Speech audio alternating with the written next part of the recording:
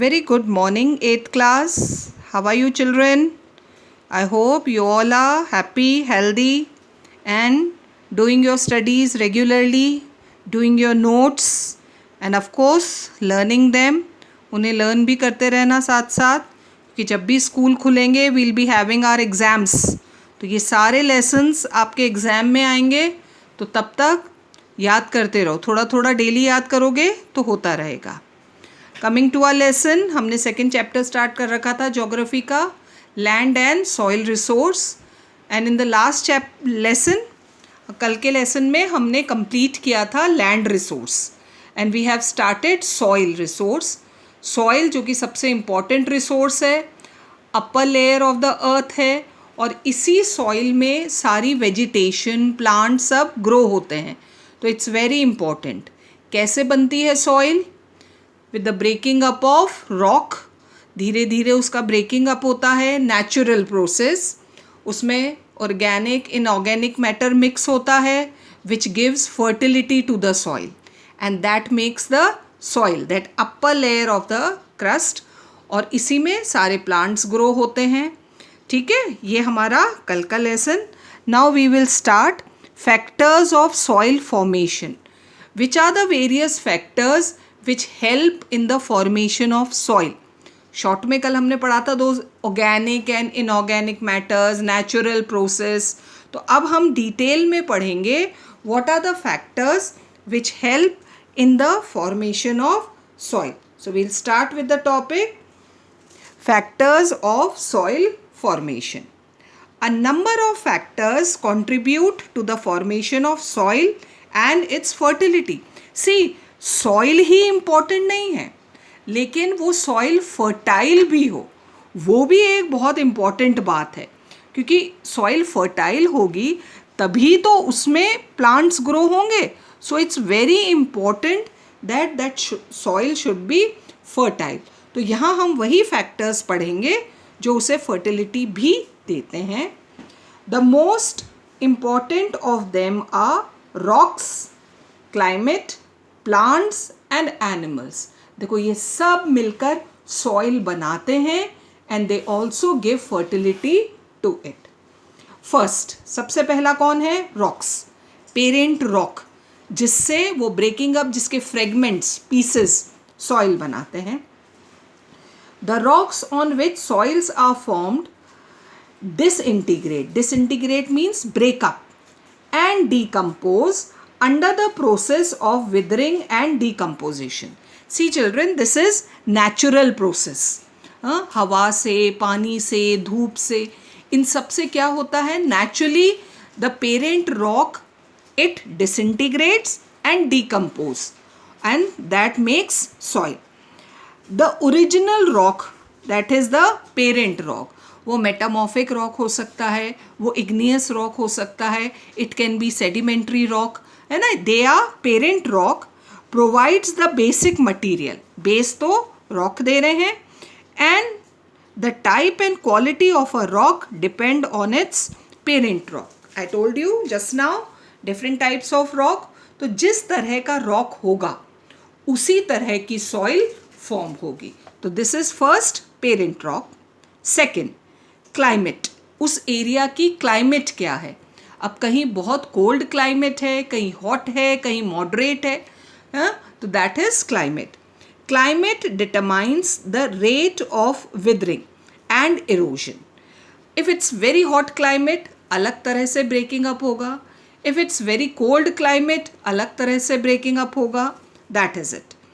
If there is more moisture, अगर climate में humidity, moisture ज़्यादा है, और there is greater fluctuation in temperatures, कभी बहुत गर्मी और कभी बहुत सर्दी. What is the meaning to fluctuate? Going up and down. बहुत हाई टेम्परेचर हो जाता है, कभी बहुत लो टेम्परेचर अगर हो जाता है, अगर ऐसी प्लेस है, then the rate of weathering will be greater. तो जितना डिफरेंस टेम्परेचर में होगा, ब्रेकिंग अप ऑफ रॉक उतना ही ज़्यादा होगा. बहुत हाई टेम्परेचर, फिर बहुत लो टेम्परेचर, तो वो ब्रेकिंग अप ऑफ रॉक उतना ही ज़्यादा होगा. Third factor, the remains of dead plants and animals, वो भी तो मिक्स होते हैं. एक्चुअली में सॉइल को लाइफ देता कौन है? You know soil has life, तभी तो प्लांट्स ग्रो करते हैं उसमें. तो ये लाइफ देता कौन है बच्चों? Dead plants and animals. They provide life, जिसे हम कहते हैं organic matter. Provide organic matter which decomposes, है ना, वो सॉइल में मिक्स होते हैं. It is known as humus. और ये क्या कहलाते हैं? The remains of dead plants and animals, underline करो, आर नोन एज ह्यूमस. ये सॉइल को लाइफ देते हैं. This is humus. It gets mixed up with the soil and forms an essential part of it. तो जितना ज़्यादा organic matter, soil उतनी ही fertile होगी. Fourth, the slope of the land also decides the accumulation of soil. Accumulation means इकट्ठा होना. अगर slope ज़्यादा है, देखो जब पहाड़ों से रिवर्स आ रही हैं, वाटर आ रहा है, they bring soil from there, सारा मटेरियल लेकर आती है ना, और प्लेन्स पर आकर क्या होता है? जमा होता जा रहा है. तो जितना ज़्यादा स्लोप होगा, accumulation of soil उतना ही ज़्यादा होगा. Next, time. जितना ज़्यादा टाइम लगेगा उतनी ही better soil. Time is a very big factor in the formation of soil. It takes several years to form soil, a very thin layer of soil. Several 100 years कहना चाहिए. Earth पर soil formation और soil erosion, it is a natural process until and unless human interfere. जब तक आदमी interfere नहीं करता ना, नेचर अपना काम बैलेंस बनाकर करती है. Formation of soil is also done naturally, and उसका इरोजन या डिकम्पोजिशन भी नेचुरली चलता है. And it take hundreds of years to form a thin layer of soil. तो it take several years to form soil, and time adds maturity to soil. और soil जितनी ज़्यादा पुरानी होगी, उसमें उतना ही ज़्यादा ऑर्गेनिक मैटर मिक्स होगा, and it will be fertile. The soil layers will be deeper, गहरी होगी. अर्थ पर खोदते जाओगे, मिट्टी निकलती जाएगी. Deeper and thicker if longer time is taken for their formation. So as long as time, है ना, thick layer of soil is form. And last, agents of erosion. Can you give me the name of 2 agents of erosion? बच्चों पता है आपको which are the 2 agents of erosion? Wind and water. These are the agents of erosion, also decide the formation of soil. In equatorial region, पता है आपको कौन सा equatorial region? Equator के पास, अर्थ के बीच में क्या है? Equator, 0 degrees. और उसके बिल्कुल पास का जो 5 degrees तक का रीजन है, that is known as equatorial region. तो in equatorial region there is less light because there is thick cloud cover. वो पूरा टाइम वहाँ पर थिक क्लाउड्स रहते हैं, वहाँ की क्लाइमेटिक कंडीशंस ऐसी हैं. Is a thick cloud cover in these regions. So weathering takes a longer period. क्योंकि weathering, breaking up of rock, उसके लिए क्या चाहिए होता है? सन भी बहुत ज़रूरी है, गर्मी बहुत ज़रूरी है, तब जाकर ब्रेकिंग अप ऑफ सॉइल होता है, रॉक होता है, तब सॉइल फॉर्म होगी. अब इक्वेटोरियल रीजन में क्या है बच्चों? हमेशा क्लाउडी रहता है, तेज सन, फिर क्लाउड्स, बरसात, तो वहाँ पर फॉर्मेशन बहुत धीरे है सॉइल का. So these are the various factors which help in the soil formation. सबसे पहले कौन सा है? The parent rock. उन्हीं से बनेगी soil, the parent rock. Second, the climate of that area. The third, dead remains of dead plants and animals, जिन्हें जो क्या देते हैं सॉइल को? Humus. They provide life to soil. Fourth, the slope of the land. Fifth, time. जितना ज़्यादा time लगेगा soil formation में, उतनी ही थिक लेयर फॉर्म होगी सॉइल की. और last, agents of erosion. I told you 2 agents of erosion. कौन से हैं 2 agents of erosion? Wind and water. So these are the various factors. ये सब मिलकर, 1-2 नहीं बच्चों, ये सब मिलकर, they all help in the formation of soil. Then a thin layer of soil is formed on earth. Now agents of erosion and degradation of soil. अब हम पढ़ेंगे about these agents of erosion. कि ये कौन से हैं agents of erosion और degradation of soil कैसे होता है, that we are going to read. The forces of, underline कर लो, देखो दे रखा है यहाँ पे, the forces of wind, water and glaciers are known as agents of erosion. तो अंडरलाइन करो इसे, कौन कौन से हैं agents of erosion? Wind, water and glaciers, these are the agents of erosion which result in the degradation of soil. जितना ज़्यादा ये अफेक्ट करेंगे सॉइल को, सॉइल का उतना ही ज़्यादा डिग्रेडेशन होगा. दे इरोड सॉइल, है ना, वो बहाकर, या तो पानी है तो बहाकर ले जाएगा सॉइल को, और अगर विंड है तो वो उड़ा के ले जाएगी.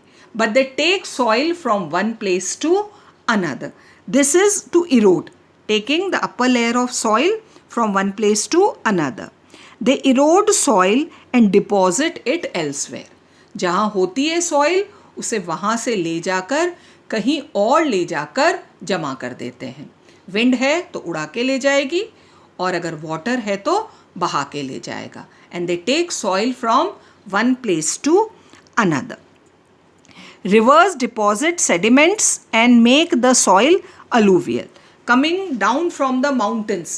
With the rivers that are coming down from the mountains, they bring those sediments from the mountains और plains पर लाकर deposit कर रहे हैं. And this is the most fertile soil, alluvial. For example, the Gangetic Valley of India, Ganga valley. So Ganga valley जहाँ से पहाड़ों से बहकर गंगा आ रही है और plains पर आ रही है. The Gangetic Valley of India has rich fertile soils. सबसे fertile soil इंडिया में कहाँ मिलेगी बच्चों? Gangetic Valley में, जो माउंटेन से आ रही है, हिमालय से आ रही है. Has rich fertile soils due to rivers, क्योंकि जितनी भी वो एरिया है वो पहाड़ों से बहकर पानी आ रहा है वहाँ पर. The wind deposits soil from one place to another. Another agent of erosion. पानी बहाकर ला रहा है, हवा उड़ा के ले जा रही है, that is wind. Physical factors that contribute to soil erosion and its degradation are. अब देखो ये तो नेचुरल फैक्टर्स थे, एजेंट्स थे, विंड, वाटर एंड ग्लेशियर्स. अब हम फिजिकल फैक्टर्स पढ़ेंगे जिनकी वजह से सॉइल इरोजन होता है. तो सबसे पहला कौन सा है? The slope of the land, जिसकी वजह से, है ना, जैसे ही पानी बहेगा पहाड़ के ऊपर से उसके साथ साथ मिट्टी भी बह जाएगी. तो that is slope of the land. Velocity of the wind, the speed. What is velocity? The speed of the wind. जितनी तेजी से विंड ब्लो करेगी उतना ही तेजी से इरोजन होगा, that is velocity of the wind. And the rate of rainfall. जितनी तेज बारिश, वाटर फ्लो उतना ही ज़्यादा होगा और इरोजन होगा. तो these are the 3 physical factors. Underline कर लो बच्चों, क्या क्या है? Slope of the land, velocity of the wind and the rate of rainfall. ये तो हैं 3 physical factors which affect the erosion और degradation of soil. Now let's see the human factors. कौन कौन से ह्यूमन फैक्टर्स? तो बहुत सारे हैं, सारी बर्बादी हमारी वजह से ही तो हो रही है. सो ह्यूमन फैक्टर्स कौन कौन से हैं? डिफॉरेस्टेशन. We cut trees.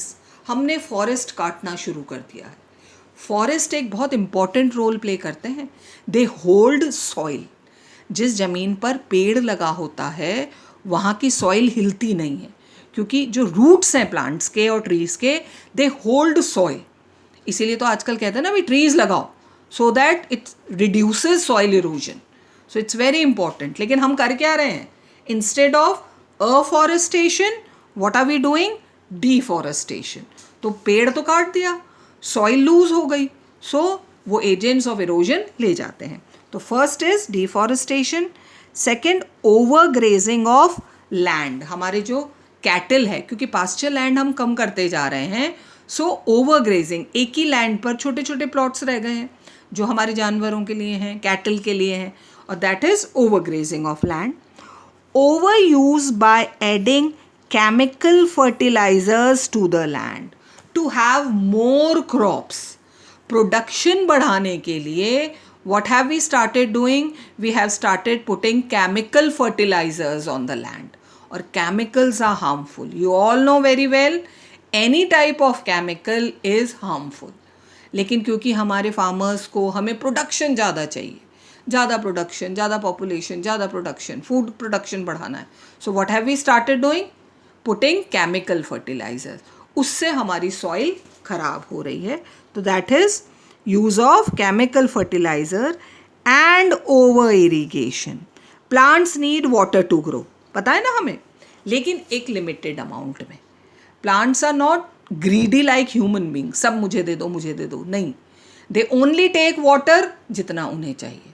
लेकिन क्योंकि हमारे यहाँ पर अब बहुत सारी मशीन्स आ गई हैं, अंडरग्राउंड वाटर है, तो बस एक बटन दबाया और पंप चालू, फिर दिए जाओ खेत में खूब सारा पानी. तो दैट इज ओवर इरिगेशन. खूब पानी दोगे खेत में, प्लांट्स नहीं लेंगे. They only take that much of water which they require to grow. The rest वो पड़ा है पानी, तो दैट इज, वो कहाँ पड़ा है? खेत में, सॉइल पर, सॉइल को खराब कर रहा है. That is over irrigation. तो these are physical and human factors, है ना. क्या क्या है physical factors? Slope of the land, velocity of the wind and rate of rainfall. What are human factors? Deforestation, overgrazing of land, overuse by adding chemical fertilizer and over irrigation. तो ये कुछ factors हैं बच्चों, human and physical factors which bring degradation of soil. Soil की quality को खराब करना, soil की fertility को कम करना, that is degradation of soil. In India, 36% of its total irrigated area has been damaged by salination. Salination is salt जिस पर जमा हो गए हैं, क्योंकि पानी बहुत दिया ना हमने, और कितना हमारा एरिया ख़राब हो चुका है? 36% ऑफ आ एरिया ख़राब हो चुका है, क्योंकि उस पर सॉइल में सॉल्ट कंटेंट ज़्यादा हो गया है. और जब सॉल्ट कंटेंट ज़्यादा होता है तो फर्टिलिटी कम हो जाती है. तो these are certain human factors. तो अभी हमने समझा, पहले तो हमने क्या पढ़े बच्चों? Factors which affect soil formation, then the agents of erosion कैसे अफेक्ट करते हैं, and causes of degradation of soil. ठीक है. And then next topic is soil conservation. कैसे बचा के रखना है सॉइल को, कैसे बचाना है, that we'll start in our next lesson. Till then, keep reading.